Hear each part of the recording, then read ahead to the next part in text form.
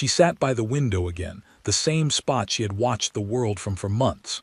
The glass was fogged from her breath, but she didn't bother to wipe it. Outside, people passed by in pairs, in groups, laughing, carrying flowers or groceries or children.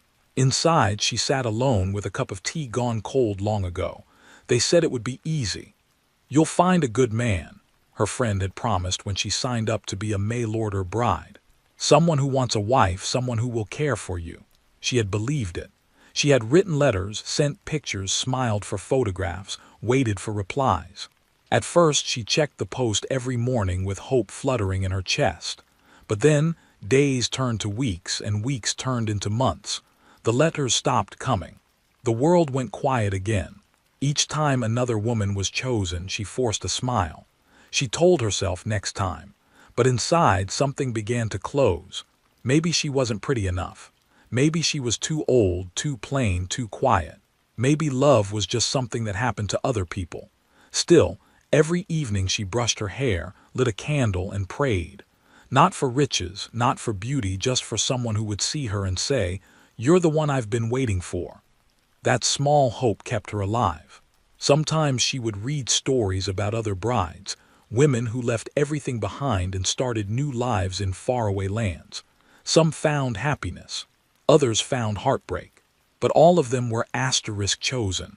That was the word that haunted her. Chosen, wanted, needed. One night she wrote in her journal, "Maybe I'm not meant to be loved that way." The words looked heavy on the page, like they were made of stone.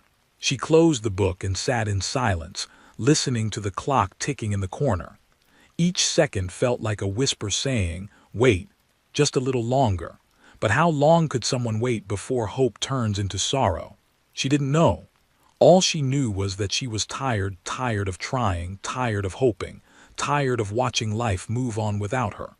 And yet, somewhere deep inside, a small voice still said, asterisk not yet, because stories don't end where loneliness begins. Sometimes that's where they finally start. Her name was Alina. She grew up in a small village where mornings began with the sound of roosters and the smell of baking bread. Her mother used to say that love was like sunlight. It always found a way through the cracks. But in Alina's life, the light seemed to slip away before it could stay. She was kind, soft-spoken, the kind of woman who helped everyone but was noticed by no one. When her parents passed away, the house felt too large for one person. The silence inside its walls became heavy, pressing on her heart day after day. There were no suitors left in the village, and those who once smiled her way had long married or moved to the city.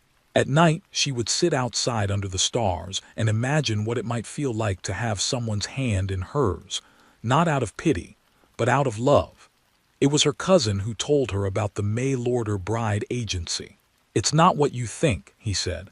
"There are men in other countries who want to start families, who respect tradition, who would love a good woman like you." Alina laughed at first. The idea sounded like something from a storybook. But the more she thought about it, the more it made sense. She had nothing to lose, and maybe, just maybe, this was how she could begin again. The process was simple, they said. She filled out forms, answered questions about her favorite meals, her hobbies, her dreams. They asked what kind of husband she hoped for. She wrote, "A kind man, someone who listens." She didn't care about money or travel or fancy clothes. She just wanted warmth, the kind that fills a quiet house. When they took her photo, she wore her best dress, pale blue with tiny white flowers. She smiled shyly at the camera, not knowing that this picture would travel across oceans. Weeks later, the agency told her that several men had viewed her profile. Her heart raced. She imagined one of them reading her words, smiling, maybe whispering her name. For the first time in years, hope didn't feel like a stranger. The letters began to arrive. Some were short, polite, without soul. Others were warm, thoughtful, filled with questions about her life. One man wrote, "You sound like the kind of woman who understands peace. I haven't known peace in a long time." She read that line over and over. She imagined his face, his hands, his voice. For a moment, she believed that this might be it, the start of something real. Days turned into weeks. She began to wait for the postman again, counting the hours until she could hold another letter. But then the letters stopped. No warning, no explanation, just silence. The man who had promised to write never did. The others faded away too, one by one, until her name felt forgotten again. Still, she didn't give up. She sent new letters, wrote about her garden, her cooking, the quiet beauty of her small world. "I may not have much," she wrote once, "but I have a heart that knows how to stay." The agency encouraged her, saying it sometimes took time. But time was what she had too much of already. One spring morning, she received an envelope with a photograph. A man stood beside a small house, his hand resting on the shoulder of a little girl. The letter said he was a widower. His wife had passed away 2 years earlier, and his daughter, only 6, needed a mother's care. He said he wasn't looking for perfection, just companionship, someone gentle, someone who could help him rebuild what life had taken. Elena held the photo close. The man's eyes looked tired but kind. The little girl smiled shyly, her hair in pigtails, her hands clutching a doll. Elena's heart stirred in a way it hadn't before. She didn't just see a husband, she saw a family. For days, she read that letter again and again. She wrote back, telling him about herself, about how she loved children, about her dreams of a home filled with laughter. And for the first time, he replied quickly. His words were warm, even a little clumsy, but sincere. He told her his daughter's name was Lily, that she liked to draw stars on everything, that she missed her mother dearly. He said, "Lily asks me sometimes if she will ever have a mommy again. I tell her maybe one day." Elena smiled through tears. She couldn't explain why, but she felt drawn to them. Maybe this was the reason her other letters had gone unanswered. Maybe fate had been waiting for this one. They exchanged letters for months. He told her about his work, his small town, the garden behind his house. She told him about her late parents, her village, and how she always dreamed of teaching a child to read. When he finally asked her to come, her hands trembled as she read the words. "If you still wish to, I would be honored for you to come. Lily and I would love to meet you." She packed carefully, her blue dress, a few photographs, her mother's locket. The villagers wished her well, though some whispered doubts. What if he isn't who he says he is? What if it's a mistake? Elena smiled and said softly, "Then I will find out for myself." The journey was long. The ship rocked through days of gray sea and pale sky. She spent her nights watching the waves, wondering what waited for her. When the ship finally reached the harbor, her heart beat so fast she could hardly breathe. She stepped onto the dock, her bag clutched tight, scanning the faces in the crowd. But no one was there. Passengers reunited with loved ones around her, laughter and tears filling the air. She stood alone, the wind tugging at her dress. Maybe he was late, she thought. Maybe there was a mistake. She waited for hours until the crowd thinned and the sky darkened. Still no one came. A kind porter asked if she needed help. She shook her head, forcing a smile, though her throat burned. She walked to a small bench nearby and sat down. The letter in her hand was already creased from being read so many times. She whispered his name, hoping he might appear. But all she heard was the cry of the sea birds and the echo of her own heart, breaking softly against the sound of the waves. She didn't know yet that fate was still watching, that even in her loneliness, someone was walking toward her. Not the man she expected, but the voice that would change her forever. The evening air was colder than she expected. The harbor was almost empty now, just the sound of waves slapping against the wooden posts and a few gulls calling in the distance.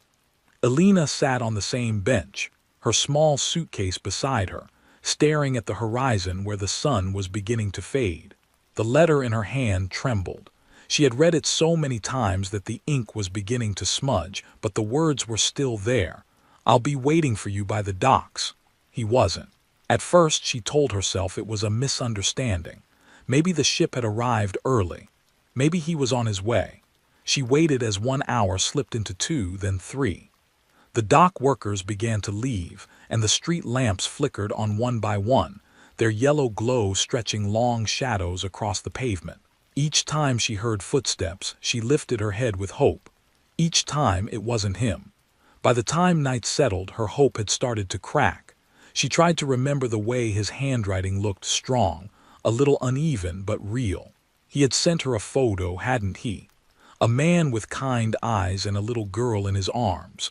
Could that have been a lie? Her stomach twisted at the thought. She didn't want to believe it. But then again, what other explanation was there? She took a deep breath, trying to keep her tears from falling. A kind woman from the port office came out, wrapped in a shawl. "Miss, are you waiting for someone?" she asked gently. Alina nodded. "He was supposed to meet me here." The woman frowned, looked at her suitcase, then back at her face. "It's getting late. There's an inn down the road. You can rest there tonight." Rest. The word sounded strange when all she could feel was the ache in her chest. But she thanked the woman, gathered her things, and walked slowly toward the small inn with the flickering sign. Inside, the walls smelled of wood smoke and salt. The innkeeper showed her to a small room with a narrow bed and a single window. When the door closed, silence filled the space, heavy, thick, almost unbearable. Alina sat on the bed, still clutching her letter. She wanted to believe this wasn't the end of her story, but every sound outside, every distant voice, every closing door, felt like another reminder that she had been left behind. She didn't sleep much that night. Every few minutes she thought she heard someone calling her name, only to realize it was the wind. When dawn finally came, she washed her face, tied her hair neatly, and went back to the docks. Maybe he would be there this time.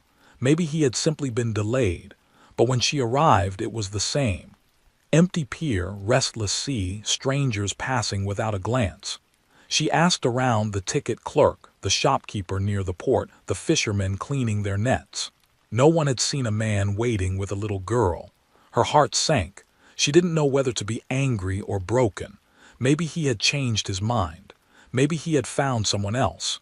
Maybe he had died. The possibilities swirled in her mind like a storm she couldn't stop. For days, she stayed in that small town by the sea, hoping for a letter or a message that never came. Her savings were running low, but she couldn't bring herself to leave. Each morning, she returned to the harbor just to stand there, watching ships come and go. Each evening, she went back to her room, her eyes red from waiting. People started to notice her. The baker on the corner gave her a roll for free one morning. The innkeeper's wife asked softly, "Are you sure he's coming, dear?" Alina could only smile faintly and say, "He promised." But even she could hear the uncertainty in her own voice. One afternoon, rain began to fall, first a drizzle, then a steady downpour. She stayed under the overhang of a small shop, watching the street turn into a silver river. Across the road, she saw a group of children playing in the puddles, their laughter echoing through the quiet town. For a brief moment, she forgot her sorrow. She watched them splash and run, their joy untouched by the gray sky. And then she saw her, a little girl no older than 6 or 7, standing apart from the others. Her clothes were worn, her shoes muddy, but her face was full of something Alina hadn't seen in a long time: curiosity, hope. The girl was staring straight at her. At first, Alina thought it was just coincidence. But then, slowly, the child crossed the street, clutching a small, soaked piece of paper in her hand. When she reached Alina, she looked up with wide eyes and said, "You're her." Alina blinked. "I'm who?" The girl smiled shyly. "The lady from the picture." She held out the damp paper. It was a photograph, the same one Alina had been sent months ago. The man, the little girl, and the house behind them. Only now the edges were torn and the colors faded. Alina's breath caught. "Where did you get this?" The girl's voice dropped to a whisper, almost lost in the rain. "My daddy showed me. He said you might come one day." For a second the world felt still. The sound of the rain faded, the street disappeared, and it was just the two of them standing there. Alina knelt down, her heart racing. "Where is your daddy now?" The girl looked down. "He's gone. He got sick. He told me to wait. He said if you came, I should find you." Alina's eyes filled with tears. She wanted to speak, but her voice wouldn't come. The child reached out and touched her hand, small, cold, trembling, and asked in a soft, breaking whisper, "Can you be my mommy?" The words pierced through her like light breaking through clouds. She didn't move. didn't breathe. She just stared at the little girl who looked at her with such trust, such need, that the ache in her chest shifted into something new, something fierce and alive. In that moment, she forgot about the letters, the waiting, the heartbreak. All she saw was a child standing in the rain, holding out the piece of her broken dream, and offering her a chance to make it whole again. Alina bent down and brushed the wet hair from the girl's face. The child smiled, a shy, uncertain smile, and Alina knew, somehow, that everything she had lost had led her right here. For a long moment, neither of them spoke. The rain fell in soft sheets around them, washing the dirt from the cobblestones, wrapping the world in a quiet hush. Alina looked at the little girl before her, drenched, trembling, her eyes full of trust that didn't belong to someone so young. She was shivering, clutching the photo to her chest like a secret she had kept for far too long. Alina knelt down, her knees touching the wet ground. She wanted to ask so many questions, but her voice barely found its way out. "What's your name, sweet one?" "Lily," the girl whispered, her small lips trembling from the cold. "Daddy said your name is Alina." Something inside Alina broke open at the sound of her own name spoken by that fragile voice. She nodded, afraid that if she spoke too quickly the moment would vanish. "Yes," she said softly, "I'm Alina." Lily blinked, water running down her cheeks, or maybe it was tears, it was hard to tell. She looked so small in the gray afternoon, so brave and alone that Alina's heart clenched. "How long have you been waiting, Lily?" The girl tilted her head as if trying to remember. "A while. Daddy said you might come after the ships bring flowers." Alina didn't understand at first, then realized the girl must have been waiting for weeks, maybe months. The thought made her throat tighten. She reached out and touched Lily's shoulder gently, her hand trembling. "You shouldn't be out here by yourself. Where do you live?" "Down that road," Lily said, pointing toward a narrow lane lined with crooked houses. "But it's not home anymore. Daddy doesn't wake up." The words hit Alina like a cold wave. She stared at the child, at her worn shoes, her thin dress sticking to her skin.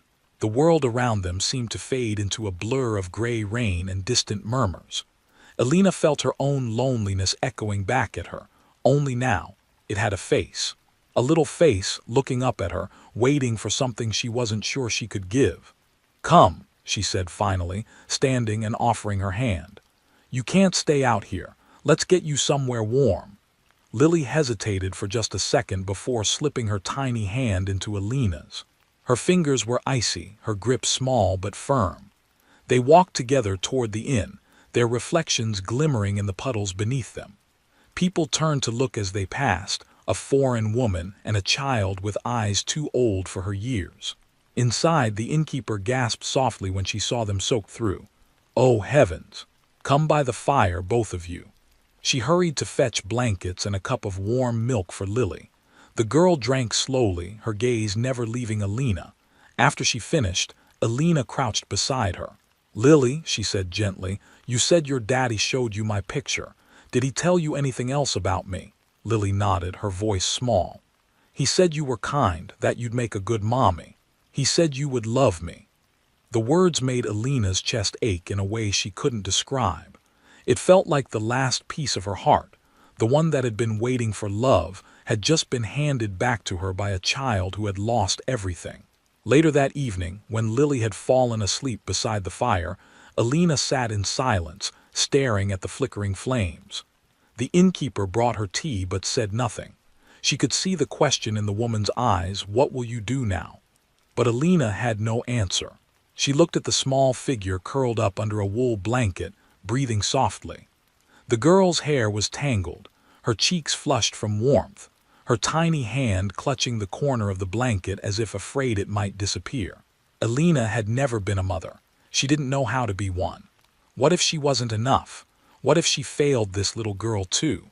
But then she remembered the way Lily had looked at her in the rain, not with fear but with hope.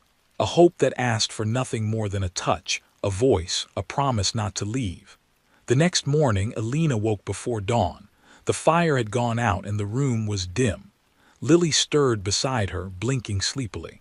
"Are we going home now?" she asked. Alina paused. "Home?" Lily nodded.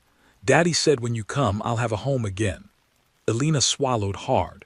She wanted to tell the truth that she had no home here, no family, no plan. But when she looked into those eyes, so full of fragile trust, the words caught in her throat. Yes, she whispered instead. We'll go home. They left the inn together after breakfast, walking hand in hand toward the road Lily had pointed to before. The town was just waking up, fishermen loading their nets, vendors opening their stalls, the smell of bread drifting through the air. To everyone else, they looked like any other woman and child starting their day. But to Alina, it felt like stepping into a new life she hadn't expected, one she didn't feel ready for but couldn't turn away from. Lily led her to a small house at the edge of town, its paint chipped, its garden overgrown. Inside, the air was still, filled with the faint scent of old flowers and dust. A single photo sat on the table, the same one from before, but this time, framed. Alina stood in the doorway for a long time, her hand resting on the back of a worn chair. She could almost feel his presence there, the man she had written to, the one who had believed enough to tell his daughter about her. He had been real after all, and somehow his last wish had brought her here. Lily ran to the window, pressing her face against the glass. Can we stay here, Miss Alina? The title made Alina's heart twist. She wanted to say no, to explain that she didn't belong here, that she wasn't anyone's mother. But then Lily turned around and smiled. A small, uncertain smile that reminded her so much of the one she used to wear when she still believed love would find her. Alina knelt down again, brushing a strand of hair from the girl's face. You don't have to call me Miss Alina, she said softly. Lily tilted her head. What should I call you then? The question hung in the air, gentle and trembling. Alina hesitated, her throat tight, her heart beating like a drum. The little girl took a tiny step closer, her eyes wide, searching, waiting. And then, in a voice barely louder than a breath, she whispered again, the same words that had changed everything. Can I call you Mommy? The world seemed to stop for a moment. Alina felt warmth rise from somewhere deep within her chest, pushing through the walls she had built. Tears welled in her eyes as she pulled the child close, feeling her small arms wrap around her neck. She didn't know what tomorrow would bring, but for the first time in her life, she didn't feel alone. The days that followed were quiet but full in a way Alina had never known before. The little house, once empty and still, began to breathe again. In the mornings, sunlight slipped through the thin curtains, falling across the wooden floor where Lily liked to sit and draw. The sound of her humming filled the space, soft and uneven, like a song she was still learning. Alina would stand in the doorway, watching, her hands wrapped around a cup of tea, unsure how such a small voice could make a home feel alive again. At first, everything felt fragile, as if one wrong move might break whatever this was between them. Lily was shy but curious, asking small questions in a careful tone. Do you like apples? Can I sleep near you tonight? Will you be here in the morning? Each question carried something deeper, something that sounded a lot like fear, the fear of being left again. Alina answered each one gently, even when her voice trembled. Yes, I like apples. Yes, you can. Yes, I'll be here.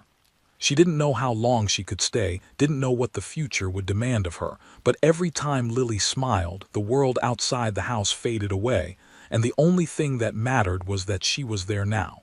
They learned each other slowly. Lily talked about her father in little bursts, as if trying to hold on to fading memories. He used to make pancakes on Sundays, she said one morning while sitting on the kitchen counter, her feet swinging. He said he wasn't very good at it, but I liked them anyway. Alina smiled softly. Maybe we can make pancakes too. So they did. The first batch was too thin, the second one burned, and the third one finally came out just right. Lily clapped her hands, laughing, her cheeks smudged with flour. For a brief moment, Alina saw something pure, joy, real and effortless, something that didn't belong to loneliness or loss. In the afternoons, they worked in the garden together. It had once been wild and tangled, but Lily liked to dig in the dirt, and Alina didn't have the heart to stop her.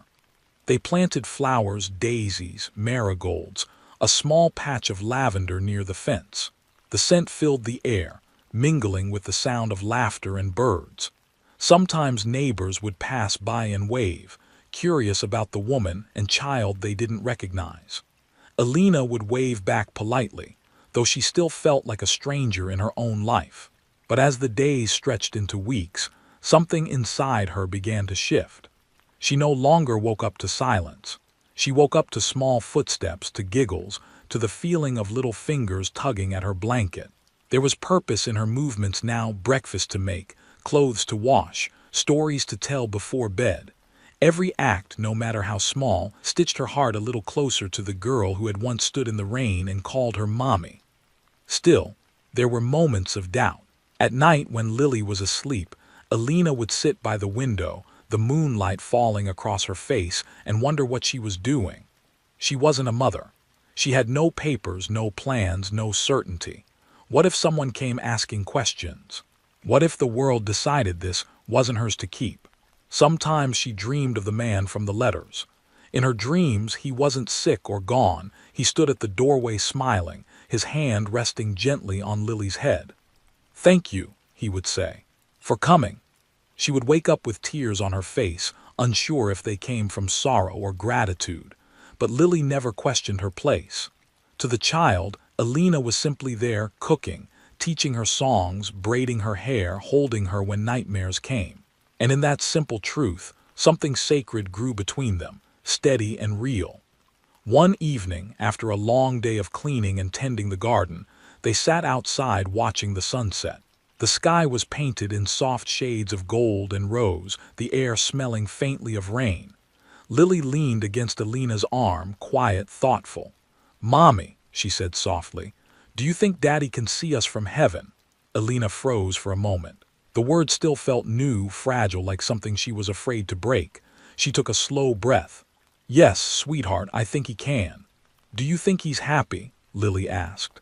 Alina looked out at the horizon, her eyes glistening. "I think he's very happy," she whispered. "Because you're loved." Lily smiled, her small fingers tightening around Alina's hand. "Then I think he's smiling right now." The wind stirred the flowers in the garden, and for a brief second, Alina felt something she hadn't in years: peace. As summer deepened, the house began to change even more. Lily's drawings covered the walls: crooked hearts, stick figures, flowers taller than trees. In every picture there were two people holding hands, one small, one tall.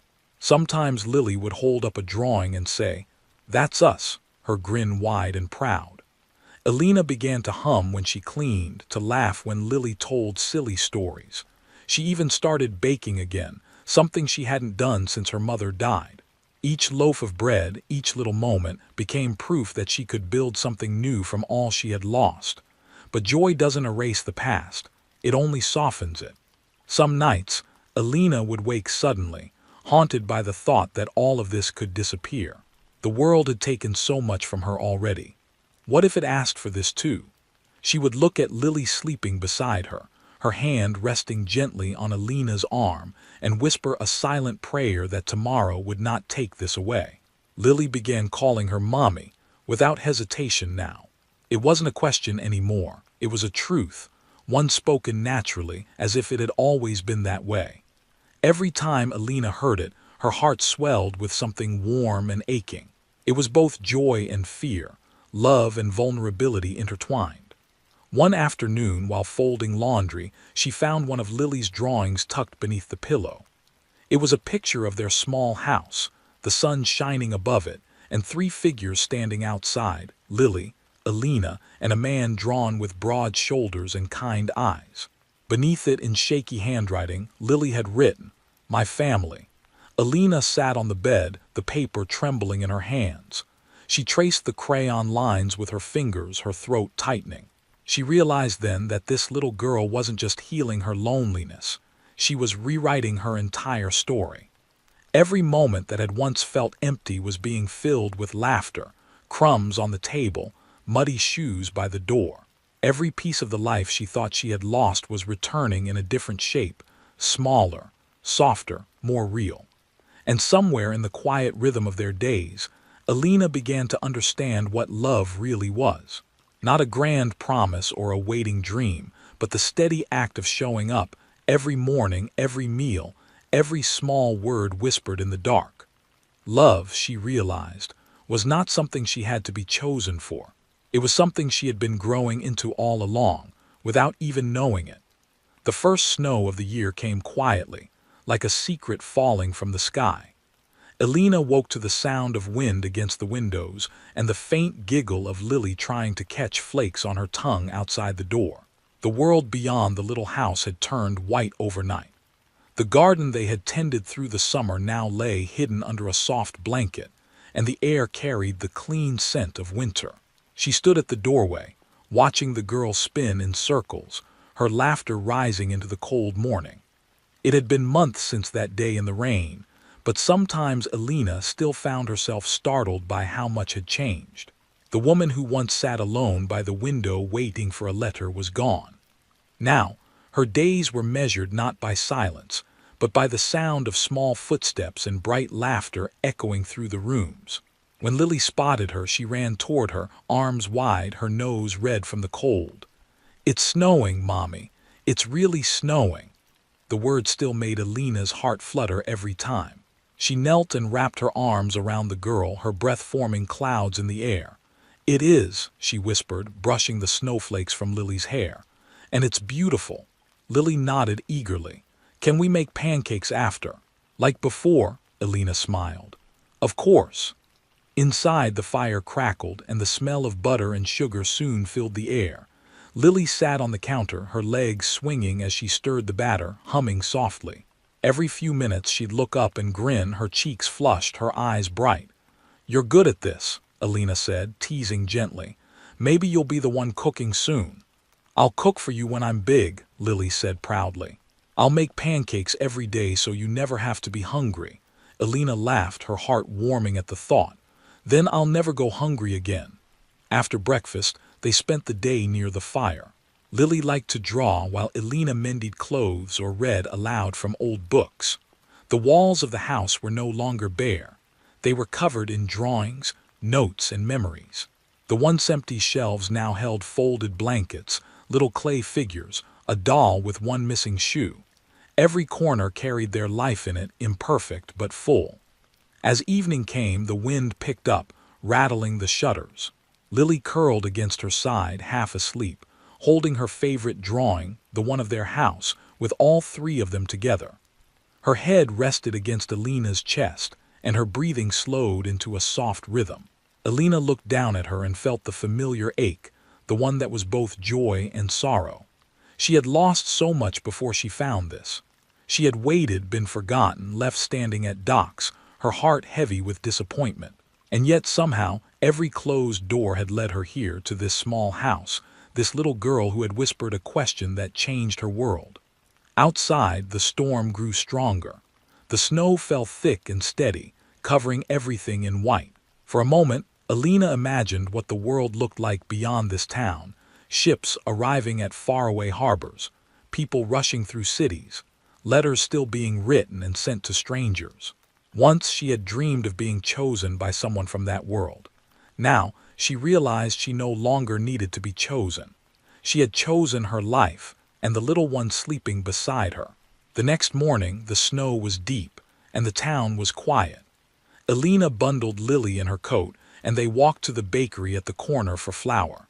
The streets glimmered under the sunlight, and their footprints trailed behind them in neat pairs. People they passed waved and smiled. Some called out her name. Others stopped to say hello to Lily. It surprised Elena sometimes, how they had become part of this place without even trying. At the bakery, the baker leaned over the counter and handed Lily a small bun. "For the little artist," he said with a wink. Lily grinned and thanked him, her small voice polite but happy.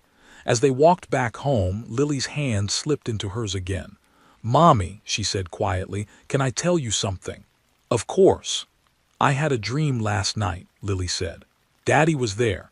He said he was happy because I wasn't alone anymore." Elena stopped walking for a moment. The street was quiet, snow crunching under their boots. She looked down at the girl, her eyes glistening in the sunlight. "What else did he say?" Lily smiled softly. "He said you were his gift to me." Alina felt her throat tight and her eyes sting. She squeezed Lily's hand gently. Then he gave me the best gift too. The rest of the walk home was silent except for the wind. But inside, her heart was louder than ever, full, steady, alive. When they reached the house, Lily ran to the window and began drawing shapes on the fogged glass. Hearts, stars, and finally, 2 stick figures holding hands. Alina lit the fire again, listening to the crackle and pop of the wood. The warmth spread slowly through the room, wrapping around them both like a promise that this, at least, was safe. As night fell, they sat together watching the snow drift outside. Lily leaned her head on her shoulder. "Mommy," she murmured, "what if I grow up and you get lonely again?" Alina smiled faintly, brushing a strand of hair from her face.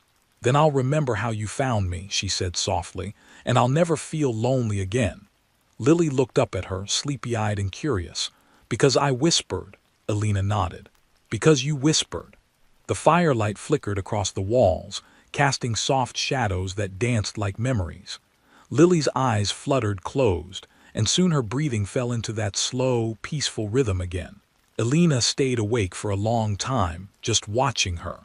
The sound of the wind outside felt different now, not lonely, but protective, like the world was keeping them hidden from all that could take this away. She thought about how life had turned, not in grand moments but in quiet ones, a letter, a delay, a whisper in the rain. Every heartbreak, every lonely night had led her here. The path had been cruel, but it had brought her to love, not the kind she had asked for, but the kind she needed. The candle on the table flickered low, its flame shrinking to a soft glow. Alina reached over, tucking the blanket around Lily's shoulders. The little girl murmured something in her sleep, something about pancakes and stars, and Alina smiled through tears she didn't bother to wipe away. Outside, the snow kept falling, covering the old world in silence, building a new one where 2 hearts had found each other. And in the quiet warmth of that room, the woman who once believed she was unwanted held the child who had proved her wrong, and listened to the gentle sound of love breathing beside her.